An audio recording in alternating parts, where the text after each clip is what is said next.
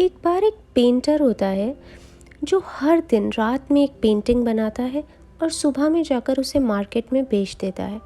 उसका यही रूटीन है, सालों से चला आ रहा है।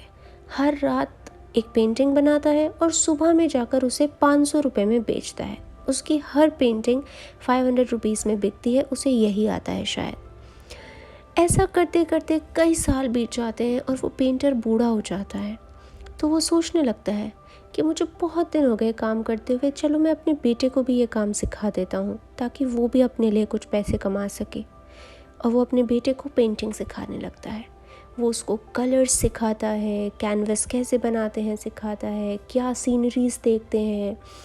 और 2-3 हफ्ते की ट्रेनिंग के बाद उसका बेटा अपनी पहली पेंटिंग बनाता है और मार्केट में लेकर जाता है। जब वापस घर आता है तो पेंटर उससे पूछता है कि बेटा कैसा रहा। तो वो कहता है कि पापा मेरी पेंटिंग 100 रुपीज़ में बिकी। वो बहुत खुश हो जाता है, लेकिन उसका बेटा बहुत उदास होता है।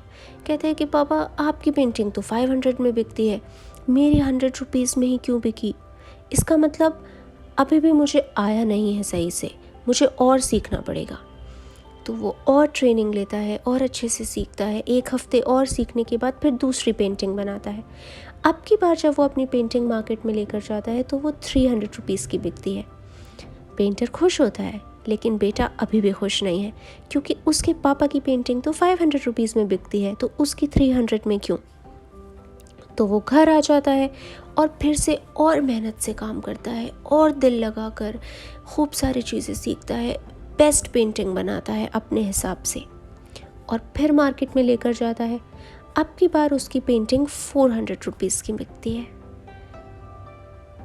बेटा फिर घर आता है और कहता है कि नहीं पापा, अभी भी कुछ है जो मिसिंग है, मुझे और काम करना पड़ेगा। और फिर वो अपने पूरे मेहनत और लगन के साथ 1 वीक बाद पेंटिंग बनाता है और फिर से मार्केट में लेकर जाता है। और अब की बार पता है क्या होता है, वो पेंटिंग 800 रुपीज़ में बिक जाती है और वो बहुत खुश होता है। वो घर आता है, अपने पापा को बताता है। तो उसके पापा कहते हैं कि वाह बेटा, ये तो बहुत अच्छी बात है, देखो तुमने मेहनत की तो तुम्हारी पेंटिंग 800 रुपीज़ में बिकी। आओ मैं तुम्हें और सिखाता हूँ और मेहनत करते हैं ताकि अब तुम्हारी पेंटिंग 1000 रुपीज़ में बिके। तो लड़के को ये बात बहुत बुरी लगती है और वो पलट के अपने पापा से कहता है कि पापा, आप पूरी ज़िंदगी 500 रुपये में पेंटिंग बेचते आ रहे हैं, आप मुझे क्या सिखाएंगे अब। मैं तो 800 रुपये की ऑलरेडी बेच रहा हूँ, तो I am already better than you. What would you teach me now. उसका बाप चुप हो जाता है और कहता है कि बेटा समझ लो कि बस अब तुम्हारी पेंटिंग कभी 1000 रुपये की नहीं बिकेगी, क्योंकि आज से 20 साल पहले ठीक यही बात मैंने अपने पापा से कही थी।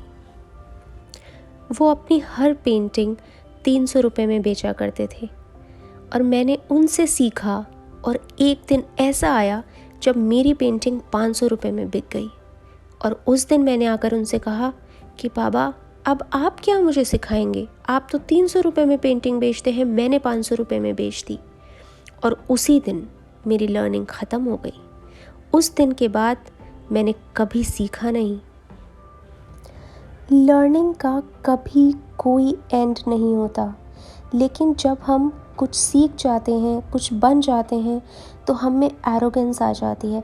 हमें लगता है कि हम तो इतने बड़े हो गए, अब हमें कोई क्या सिखाएगा। और उसी दिन हमारा लर्निंग ग्राफ बंद हो जाता है, उसी दिन हम आगे बढ़ना बंद हो जाते हैं। आपको पता है, जब मैंने बैंक ज्वाइन किया था तो मैंने सबसे पहली बैंकिंग अपने पियोन से सीखी थी। कौन से वाउचर्स होते हैं, कस्टमर को कौन सी स्लिप भरनी होती है। आप ज़िंदगी में हर इंसान से सीख सकते हैं, चाहे वो कोई भी हो, क्योंकि हर किसी के अंदर कुछ अच्छी चीज़ें होती हैं, हर किसी के अंदर कुछ क्वालिटीज़ होती हैं जो आप उससे सीख सकते हैं, चाहे वो किसी भी लेवल पे हो, किसी भी एज का हो, आपसे ऊपर हो या नीचे हो। ये सब चीज़ें मैटर नहीं करती। लाइफ में हमेशा सीखने वाले बनिए। अगर आपको ये स्टोरी अच्छी लगी हो तो मुझे कमेंट करके ज़रूर बताइए और अपने दोस्तों के साथ शेयर करिए। और हाँ, अगर आपने चैनल सब्सक्राइब नहीं किया है तो सब्सक्राइब कर दीजिए। कल फिर मिलेंगे। टूडल्स।